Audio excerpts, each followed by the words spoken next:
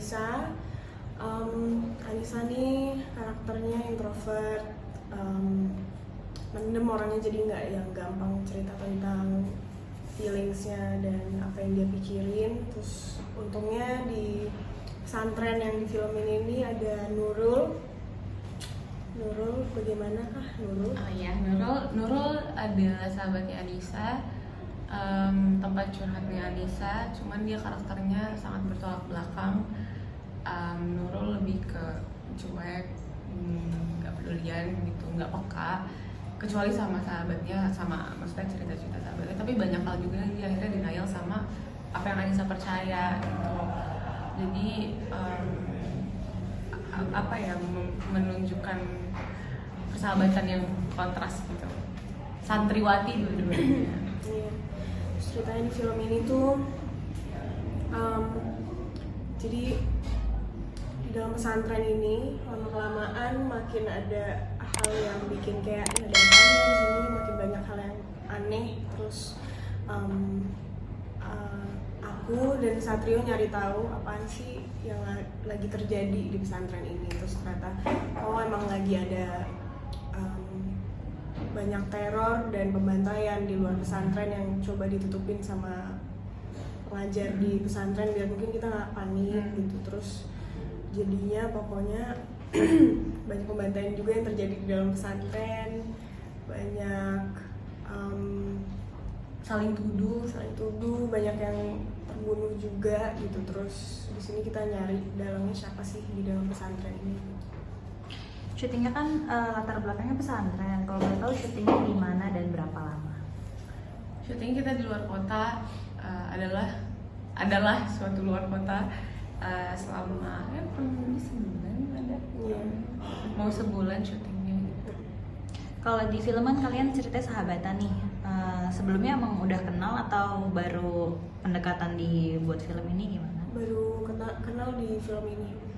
Kalau di filmnya sendiri kan kayaknya soal pembantaian gitu. Kalau keseruan di lokasi syutingnya sendiri mencekam juga nggak sih, apa justru kebalikannya? Ya vibe-nya pasti kalau malam pasti mencekam banget ya, karena kita kayak benar-benar di bawah gunung, terus kayak banyak alamnya juga gitu. Jadi kayak kalau malam serem banget sih. Cuman berusaha nggak serem-seremin dengan bonding dengan ya karena rame kan, castnya juga banyak gitu. Jadi itu sih mencoba cari kesibukan biar ke distract aja. Tapi untungnya nggak ada hal aneh yang terjadi sih. Sama sekali nggak ada ngerasain apa gitu atau Nggak ada sih. Enggak, kita enggak sih, capek kayaknya. Oke, menjadi santriwati kira-kira ada pendalaman karakternya gimana, atau ada bawa sesuatu yang dipelajarin kah buat jadi santri? Kalau aku sih lebih ke dari background karakternya aja ya, kayak biasa, kayak dia tuh masa lalunya gimana, terus masa lalu itu bisa bikin dia jadi orang yang kayak gimana sih, terus mungkin jadinya mungkin dia punya gesture apa gitu, kebiasaannya dia, apa yang dia suka gitu sih. Sama aku juga dari cari dari background karakternya, tapi juga dengan kebiasaan-kebiasaan itu aku juga, maksudnya di sana aku banyak ngaji juga, jadi baca Al-Quran, nyoba-nyoba nada yang enak gimana gitu. Terus kebiasaannya sih yang lain ya, karena Satriwati juga sebenarnya kayak sekolah kan, jadi ya pertemanan aja di sana, gimana kita berusaha build chemistry pertemanan itu sih di luar set. Tapi buat ngajinya sendiri ada kayak workshop ngaji kah atau gimana? Enggak sih, aku alhamdulillah baru hataman mau jadi waktu itu masih ada sisa-sisa hatamannya kan, maksudnya karena kan itu kebiasaan juga kan, daily life juga mengaji, jadi nggak mesti yang kayak harus gimana gitu. Oke, kira-kira selama syuting apa yang paling berkesan sama tantangan terbesarnya yang kalian rasain?